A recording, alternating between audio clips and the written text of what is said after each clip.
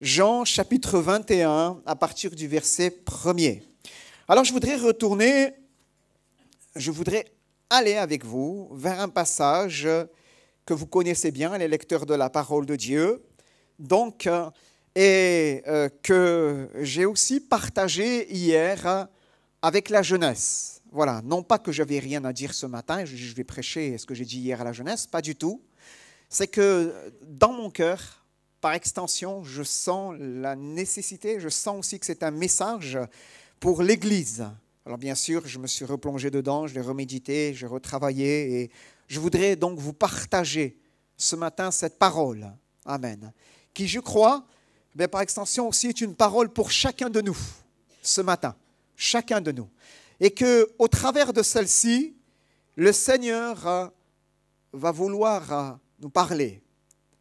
Et nous allons faire la lecture et après quoi je vous introduirai dans le message, je citerai le thème de ce matin. Après cela, c'est comme cela que le texte commence.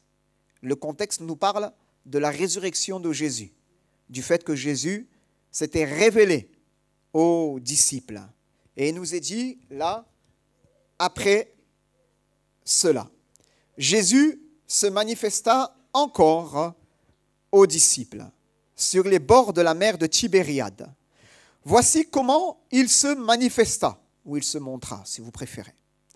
Simon-Pierre, Thomas, appelé Didyme, ce qui signifie jumeau, Nathanaël de Cana en Galilée, les fils de Zébédée, Jacques et Jean, et deux autres de ses disciples étaient ensemble. Ils étaient 7.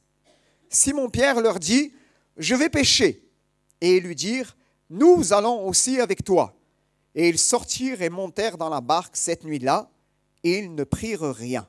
Le matin venu, Jésus se trouva sur le rivage, mais les disciples ne savaient pas que c'était Jésus. Jésus leur dit, « Enfants, n'avez-vous rien à manger ?» Et ils lui répondirent, « Non. » Et il leur dit, « Jetez le filet du côté droit de la barque, et vous trouverez. » Et ils le jetèrent donc, et ils n'étaient plus capables de le retirer à cause de la grande quantité de poissons. Alors le disciple que Jésus aimait dit à Pierre, « C'est le Seigneur !» Dès que Simon-Pierre eut entendu que c'était le Seigneur, il mit son vêtement car il était nu, il se jeta dans la mer. Les autres disciples vinrent avec la barque, entraînant le filet plein de poissons, car ils n'étaient éloignés de terre que d'environ 200 stades, une centaine de mètres. Lorsqu'ils furent descendus à terre, coudées, veuillez m'excuser, donc une centaine de mètres. Lorsqu'ils furent descendus à terre, ils virent là un brasier, du poisson posé dessus et du pain. Jésus leur dit, « Apportez des poissons que vous venez de prendre. » Simon-Pierre monta dans la barque et tira le filet plein de 153 gros poissons. Et quoiqu'il y en eût tant, le filet ne se déchira pas. Jésus leur dit, « Venez manger. » Et aucun des disciples n'osait lui demander, « Qui es-tu » car il savait que c'était le Seigneur. Jésus s'approcha, prit le pain et leur en donna ainsi que le poisson. Et nous terminons avec ce dernier verset, verset 14. C'était déjà la 3e fois que Jésus se manifestait à ses disciples depuis qu'il était ressuscité d'entre les morts. Voilà, béni soit Dieu. La parole de Dieu nous montre au travers de ce passage, le fait que Jésus va se révéler à ses disciples. Le texte commence comme cela. Après cela, donc l'épisode de la résurrection, Jésus se manifesta encore aux disciples sur les bords de la mer de Tibériade. Voici comment il se manifesta. Et le détail nous est donné. D'accord ? Et à la suite de cela, à la fin, le dernier verset que nous avons lu, verset 14, il est écrit « C'était déjà la 3e fois que Jésus se manifestait à ses disciples depuis qu'il était ressuscité d'entre les morts. » Amen. Frères et sœurs, je voudrais faire ici une parenthèse avant d'entrer dans le vif du sujet. Je crois que le Seigneur, comme je le disais hier à la jeunesse, le Seigneur est celui qui parle tantôt d'une manière et tantôt d'une autre. Que le Seigneur est celui qui veut se révéler au cœur. Amen. Jésus se manifesta encore aux disciples. Voici de quelle manière il se manifesta. C'était la 3e fois que Jésus se manifesta. Amen. Se manifester. Amen. Dans ce passage, nous voyons le souci qu'a notre Seigneur Jésus de se révéler au cœur de ses disciples, afin que ses disciples puissent prendre conscience qu'il est réellement ressuscité. Amen. Je crois, frères et sœurs, aussi de la même manière, eh bien que dans ce lieu, aussi de la même manière, le Seigneur se révèle. Et que de la même manière, écoutez-moi bien, le Seigneur veut se manifester. Alléluia. Et il le fait par sa présence que nous ressentons dans ce lieu, au moment de la louange, au moment de la Sainte Seine, au moment d'un don spirituel, au moment de la prière, où là, eh bien, nous sentons quelque chose, au moment de la prédication, où là, on se sent personnellement concerné. Jésus se manifeste. Amen. Et bien aimé, je disais hier, eh bien, j'insiste là-dessus. Je crois que le Seigneur, alors qu'il se manifeste, bien aimé, voyez-vous, parfois, on fait la sourde oreille. On fait la sourde oreille. On fait genre, on fait semblant, on n'a pas entendu. Voilà. On est comme Pierre, on a besoin de prendre un engagement avec le Seigneur. On est comme Pierre, le Seigneur nous appelle à lui, il nous appelle alors que nous nous sommes peut-être éloignés à revenir à lui. Pierre avait renié le maître dans le contexte. Même si le Seigneur s'était révélé à lui une première fois en tant que Christ ressuscité. Mais voilà, on est comme Pierre, on a besoin, le Seigneur nous appelle à revenir à lui. Et le Seigneur se manifeste à nous de différentes manières. Et nous faisons quoi? Nous faisons la sourde oreille. Il n'y a pas eu une pêche miraculeuse, mais il y en a eu 2. Pour pouvoir... eh bien, j'allais dire, forcer le cœur de ses disciples afin qu'ils réalisent que celui qui était présent devant eux, c'était le Christ, le Seigneur ressuscité. Alléluia. Et il avait besoin de cela. Il avait besoin de cette révélation. Simon-Pierre, tant Simon-Pierre que les autres. Et bien aimé, quelquefois on est à l'église, ne vous inquiétez pas, si elle filme des fois, c'est pour les réseaux sociaux. Ouais, d'accord? Ne vous inquiétez pas, parce que parfois, ça distrait les gens. Et bien aimé, écoutez-moi bien, s'il vous plaît. Quelquefois, on est à l'église, on fréquente le lieu de culte. On vient à l'église depuis longtemps parfois. Écoutez-moi bien, je veux interpeller les enfants de chrétiens. Je veux interpeller les enfants de chrétiens. Je veux interpeller les gens qui fréquentent ce lieu de culte qui ne sont pas nécessairement enfants de chrétiens, c'est-à-dire au sens où nous l'entendons, c'est-à-dire qui viennent dans ce lieu depuis qu'ils sont petits, qui ont été bercés par le message de l'évangile. Voilà. Non, vous êtes nouveaux, nouvelles, vous venez depuis quelque temps et il y a un cheminement qui a pris place dans votre cœur.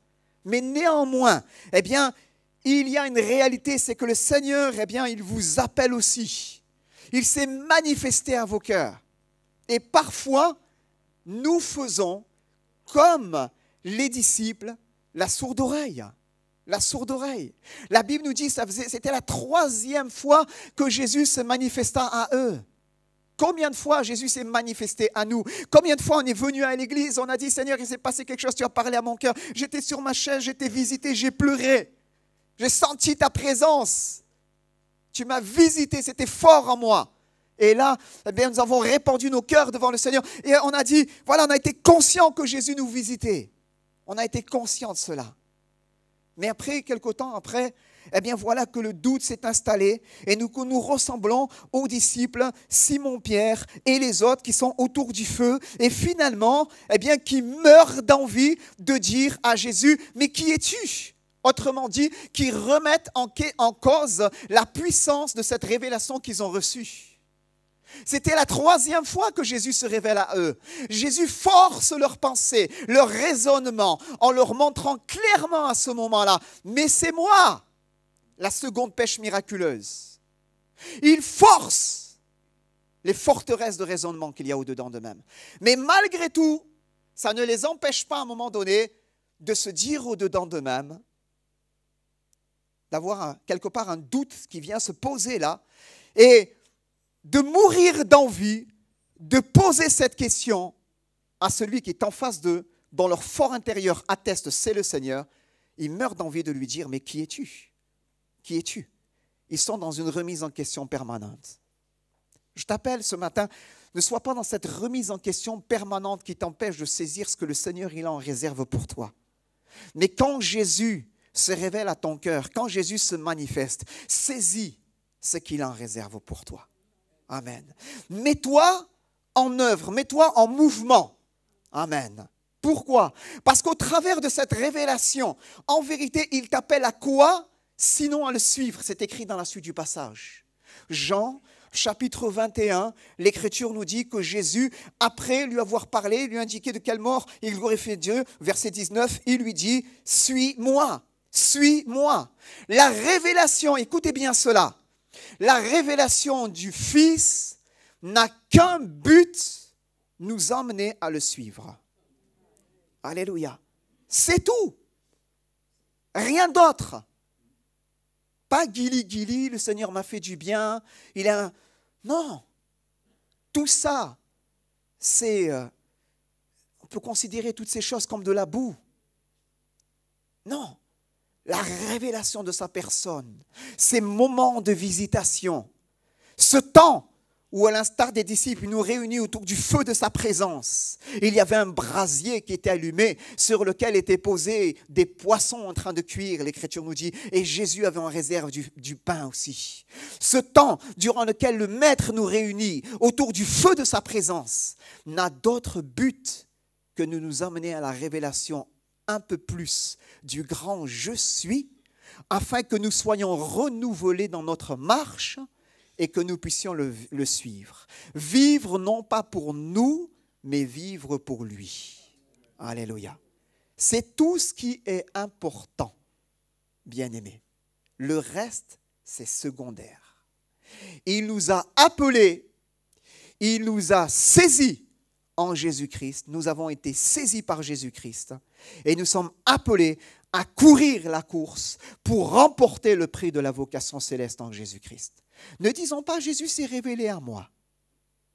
Faisons le point ce matin. Où est-ce que j'en suis? Est-ce que je le suis de près ou est-ce que je me suis un peu éloigné de lui? Est-ce que je le talonne?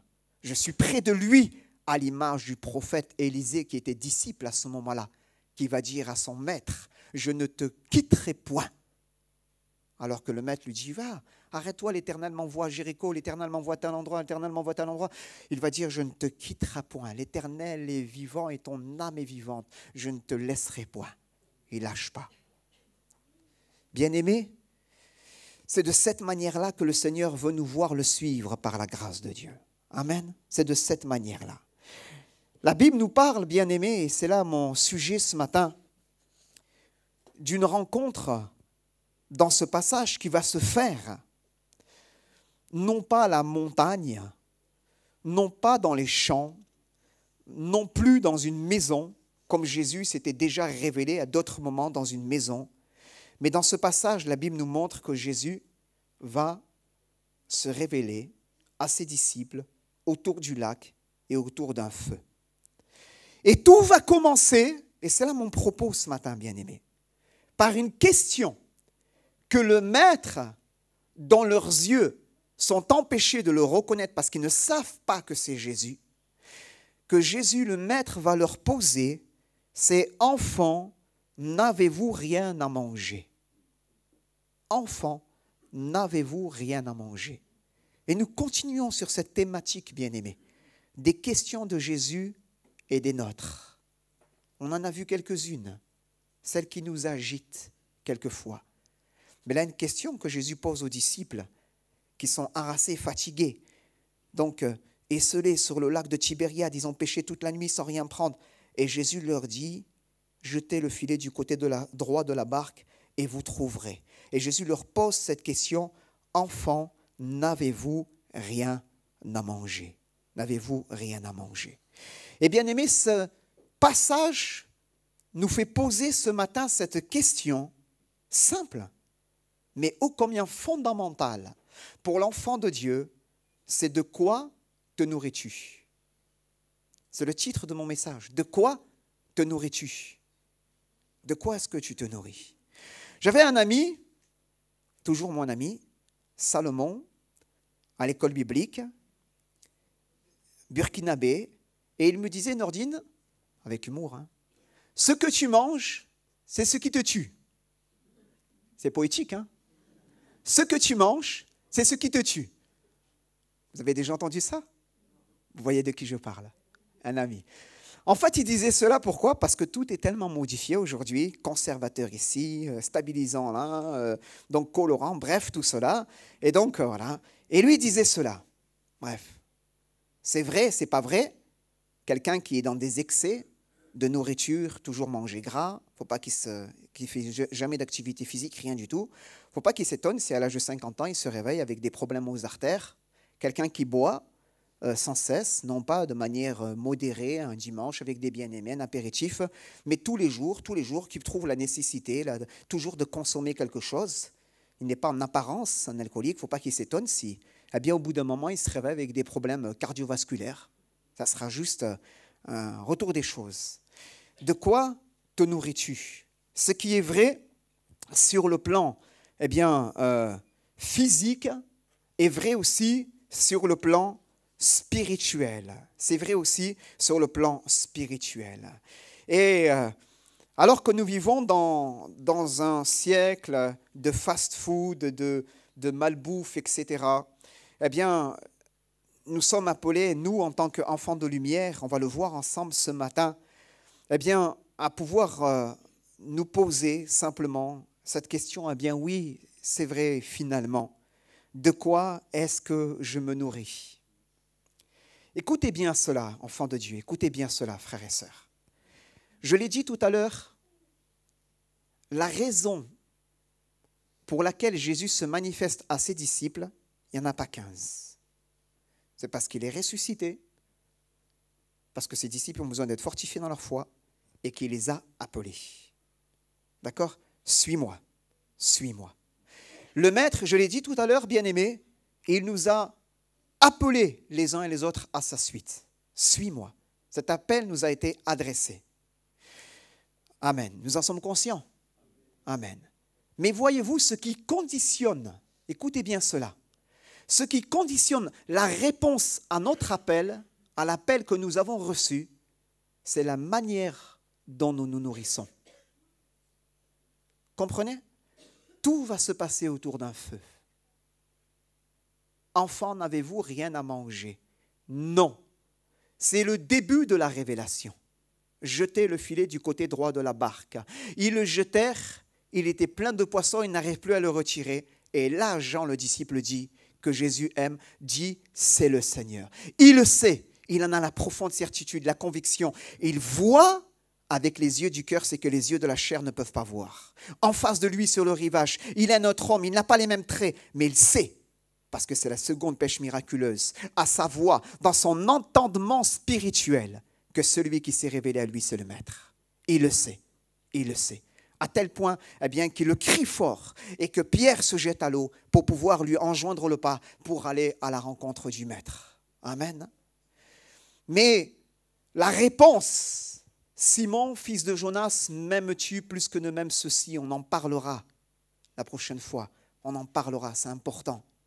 Eh bien, elle est conditionnée à ce temps de communion qu'ils sont en train de vivre ensemble. Seigneur, tu sais que je t'aime. Plus que t'aimes ceci, c'est pas vrai, Seigneur. Je ne suis pas au-dessus du lot. Moi aussi, j'ai failli, j'ai mal agi. Mais Seigneur, tu sais que je t'aime. Tu sais que je t'aime. Et Seigneur, eh bien, je veux te suivre. Et la réponse à ce « suis-moi » est conditionnée à ce moment particulier qu'ils vont avoir autour du feu, à ce repas.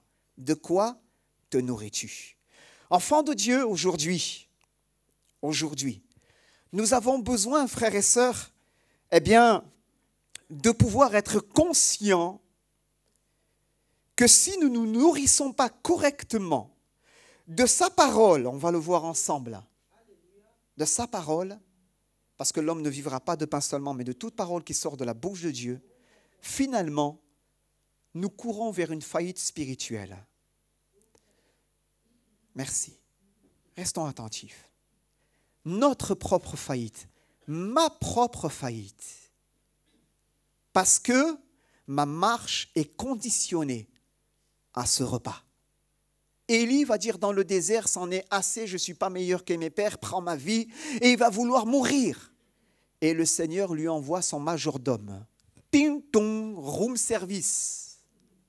Il a la serviette, il le réveille et il lui dit mange et bois. Il se rendort, il a envie de faire la grasse mat. Mais le maître le réveille encore une fois par son ange. Room service, mange et bois, car le chemin est trop long pour toi. Et là, il comprend, je n'ai pas la capacité naturelle d'achever la course. J'ai besoin de sa nourriture pour pouvoir poursuivre la course et remporter le prix de la vocation céleste. Amen. Et il mange et il boit. Et avec cette force que lui donna cette nourriture, il monta et il coura pendant 40 jours et 40 nuits jusqu'à la montagne de Dieu à Horeb. Alléluia. Voilà le miracle du Seigneur. Voilà le miracle du Seigneur. Et la réponse à ce suis-moi est conditionnée à ce temps. De quoi, enfants de Dieu, aujourd'hui, nous nourrissons-nous? J'ai dit, bien-aimé, l'homme ne vivra pas de pain seulement, mais de toute parole qui sort de la bouche de Dieu. Matthieu 4,4, vous connaissez bien. Et j'ai noté, bien-aimé, où est ce peuple qui savait se nourrir chaque jour de la manne, c'est-à-dire de sa parole. Vous savez, le Seigneur nous renvoie à l'épisode du désert, on se souvient. Où là, un matin, eh bien, le peuple de Dieu qui est en marche vers le pays promis va se lever et va voir des graines de coriandre, là, comme semblables à des graines de coriandre qui sont descendues, se poser partout autour des tentes. C'est du bdellium. Et finalement, c'est quelque chose de particulier, ils n'ont jamais vu. Et Dieu va parler, c'est à partir de ces graines qui se sont déposées qu'ils vont devoir faire des pains pour pouvoir se nourrir chaque jour. Et voyant cela, ils vont dire une chose, c'est manhu, manhu. Autrement dit, littéralement, mais qu'est-ce? Qu'est-ce? Ils s'interrogent. Qu'est-ce que c'est ce truc? Ils s'interrogent. Et ce matin-là, le Seigneur leur parle. Il leur dit, voilà, vous allez prendre cette nourriture. Et avec ces graines-là, vous allez faire des pains et vous allez vous nourrir. Et vous allez faire ce geste tous les jours, 6 jours sur 7, pas le sabbat, 6 jours sur 7. Et moi, je m'engage à pourvoir à vos besoins tant que va durer votre pérégrination dans le désert. 40 ans, durant lequel Dieu va les nourrir de cette nourriture. Manhu, manhu. Ce qui était pour eux une interrogation est devenu une réalité quotidienne. Est-ce que la parole à laquelle nous sommes conviés, bien-aimés, cette table, tu dresses devant moi une table en face de mes adversaires. Est-ce que cette parole à laquelle nous sommes conviés tous les jours, nous, peuple de Dieu, est-elle devenue aujourd'hui quelque chose d'étrange? Manhu. Là où Dieu nous a touchés par le Verbe, par la prédication de l'Évangile, voilà que parfois nous nous installons dans une forme de nonchalance spirituelle qui fait que c'est pas grave, je ne lis pas la parole de Dieu, il n'y a personne qui va me contrôler à la maison. Hein. Le pasteur, il n'a pas des caméras. Hein. Ma femme, elle ne va rien me dire. Hein. Je fais ce que je veux. Je fais ce que je veux au final. Mais je m'appauvris intérieurement. Et je me disqualifie moi-même dans la course. Non pas que je ne vais pas être sauvé, mais il y a une puissance dans cette invitation que le Maître nous adresse. C'est suis-moi. Il est chargé d'œuvres que le Maître il a prévues d'avance afin que nous les pratiquions. Et nous les découvrirons jamais sur Insta ou sur Snap ou où vous voulez en train de scroller. Nous les découvrirons à genoux dans le secret de sa présence autour du feu. Amen. C'est une réalité spirituelle à laquelle le peuple de la nouvelle alliance des temps de la fin ne doit pas déroger. Amen. Manhu. À l'ère du tout numérique, je suis pour, à 2000%. Et je prie que Dieu nous donne des compétences dans ce domaine-là pour vraiment développer ce pôle. Et je remercie ceux qui déjà travaillent à cela, dur. Merci. Amen. Je suis pour. Mais à l'ère du tout numérique dans lequel nous pouvons avoir la Bible dans le creux de notre main. Et c'est une bénédiction incontestée, bien-aimés. Pourquoi? Parce que dans des pays où les gens sont persécutés, eh bien, ils peuvent néanmoins accéder à la parole. Amen. Dans un foyer où c'est difficile, même en France, d'emmener une Bible à la maison, la personne, elle peut la voir dans son smartphone. C'est une grâce immense. Amen. Mais malgré cette avancée majeure, aujourd'hui, le peuple de Dieu souffre d'une forme d'illettrisme spirituel. C'est une réalité. Bien-aimés, je ne juge personne. C'est une réalité des temps de la fin dans lesquels nous vivons. Nous perdons, nous nous appauvrissons. Quand un enfant de Dieu ne sait plus si Jean est dans l'Ancien Testament ou dans le Nouveau, on doit se dire, je vais chercher. Et je ne juge pas, bien-aimés, en disant cela. Hier, on était avec les jeunes. Je leur disais, je préfère vous voir venir avec une Bible papier et avoir du mal à situer Jean, parce que vous allez chercher dans la table des matières, que de vous voir juste vous réfugier dans votre téléphone et essayer juste d'aller à l'essentiel comme ça. Parce que c'est en pratiquant qu'on devient des gens de la parole. C'est en pratiquant, bien-aimés. Amen. Et Dieu te parle. Et Dieu te parle au travers des Écritures. Et je le disais mardi à l'église, pendant notre réunion sur un autre sujet, je disais, peu importe que tu ne sais pas que c'est écrit dans Ésaïe 38. Quand tu as ta Bible papier, tu sais que c'est écrit en haut à droite. Tu sais que c'est écrit en bas à gauche. Tu n'as peut-être pas la mémoire des chiffres, ce n'est pas important devant le maître. C'est quelque chose que l'histoire de l'Église a mis en place pour nous aider les uns et les autres. Mais Jésus lui-même dira dans le livre, dans les évangiles, il est écrit quelque part dans les prophètes. Mais néanmoins, ce qui compte, c'est que je puisse être quelqu'un qui est attaché au livre et qui va chercher dans le livre ce dont j'ai besoin. Qui va chercher dans le livre. Amen. Et bien aimé, je le dis vraiment ce matin de manière, merci, je le dis vraiment de manière solennelle et sans condamnation aucune, mais parce que, en fait, il y a là un enjeu profondément spirituel. Profondément spirituel. Ma destinée est conditionnée à cela. Je rate ma sœur, c'est bon pour aujourd'hui. Merci. Elle est avec moi, gloire à Dieu. Amen. Mais elle est conditionnée à cela. Frères et sœurs, moi ça m'interpelle. En fait, moi ça me fait peur. C'est dramatique. Ça me met en face de ma réalité, de ma pauvreté spirituelle. Ça me met en face de mes défaillances. Ça me met en face de ce que je suis. C'est ça la réalité. Ça ne met pas mon frère, ma sœur en face au travers d'une prédication. Mais la réalité, c'est que ça me met en face de mes propres défaillances. Et le fait que le maître me dit, Nordine, mon enfant, ta destinée est conditionnée à cela. Que tu le veuilles ou pas, que ça te fasse plaisir ou pas, c'est une réalité. C'est une réalité. Et c'est une réalité spirituelle, bien-aimée. Pour l'Église, avec un E majuscule, de tous les siècles, depuis que le Maître a appelé les croyants à sa suite. Amen. De quoi te nourris-tu? Dans un siècle hyper connecté, que je qualifie, dans lequel je qualifie de l'illettrisme spirituel. Or, on sait, on connaît l'alphabet. On peut réciter l'ABC du salut, ce n'est pas un problème. Mais l'illettrisme, c'est autre chose. C'est d'avoir de la difficulté. On connaît la magie des mots. Et on sait toutes ces choses. On connaît la magie des lettres qu'elles peuvent construire. Mais voilà, il y a un recul, c'est difficile. On n'a pas un bon rapport avec ces choses-là. Dieu veut, dans sa grâce, eh bien, renouveler l'Église dans l'action de son Esprit Saint et dénoncer aussi, je crois qu'il y a là quelque chose de profondément spirituel, une arme que le diable utilise pour mettre en faillite, en échec, les enfants du royaume. et il est conduit là-dedans. Lors de la guerre de sécession, l'esclavage avait été aboli. Et en Caroline du Sud, dans des riches propriétés de cultivateurs de coton, dans lesquels il y avait encore des esclaves qui n'avaient pas été affranchis et qui étaient loin de la civilisation, loin de toute ville, tout cela, eh bien, cette nouvelle ne leur était pas parvenue.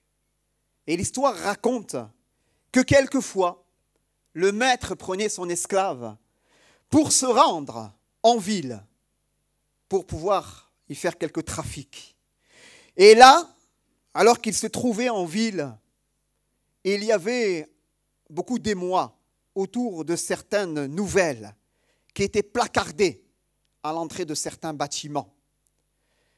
Et le maître, qui ne voulait surtout pas que son serviteur esclave soit au courant de cette nouvelle, gardait bien de lui dire. Et quelquefois, l'esclave disait, « Maître, de quoi s'agit-il » parce qu'il était analphabète. Et le maître de lui répondre, « T'occupe, cela ne te regarde pas. » Alors qu'il était le premier concerné. Il était le premier concerné.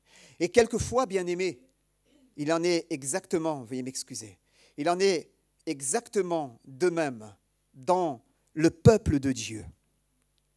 Le diable veut nous conduire dans une ignorance par rapport à la révélation de sa personne, de Dieu en Jésus-Christ, en nous tenant dans cette réalité-là, afin que nous ne recevons pas pleinement notre héritage qu'il en réserve pour nous. Il y a un héritage avec les saints dans la lumière. Amen. Il y a un héritage qui est en réserve pour l'homme, la femme qui répond à son appel et qui le suit. Il y a un héritage qui est pour l'enfant de Dieu qui vient à sa table et qui reçoit cette nourriture que le maître lui a préparée. Il y a un héritage. Amen. Et le diable ne voudra surtout pas que tu viennes à la table du maître. Il voudra te tenir en échec. 1 Samuel chapitre 9 ou 2 Samuel chapitre 9, on ne va pas le lire, mais c'est l'histoire de Méphibosheth. Tsiba a mis du temps avant de dire oui, reste quelqu'un de la maison de Saül. Finalement, c'est son petit-fils. Il a mis du temps avant de le dire. Et on voit que quand finalement David va devoir fuir par la suite et que Méphibosheth va rester malgré tout, Tsiba va vite s'empresser de dire, tu vois, il t'a lâché.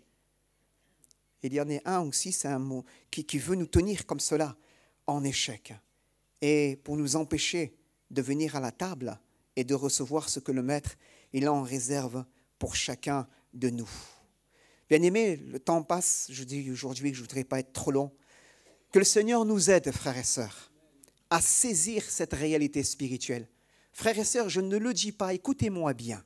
Si vous avez compris cela pour moi, on a atteint le but. Je ne le dis pas pour culpabiliser quiconque, pour qu'après à la maison, vous vous mettez à retourner vers la Bible de manière religieuse et sans rien y comprendre. Mais je le dis pour exprimer un principe spirituel, pour nous permettre de comprendre une réalité spirituelle. C'est que le Maître veut nous permettre de renouer avec lui au travers du livre, pour nous faire grandir dans la communion. On ne comprend pas tout. Ce que tu ne comprends pas maintenant, bien, tu le comprendras plus tard. Mais dans la communion, le Seigneur se révèle et il parle à notre cœur. Et il dépose des choses. Et en déposant ces choses, qu'est-ce qu'il fait? Il me fait du bien et il me renouvelle dans ma marche. Dans le suis-moi, il me renouvelle. Amen. C'est cela qui est important.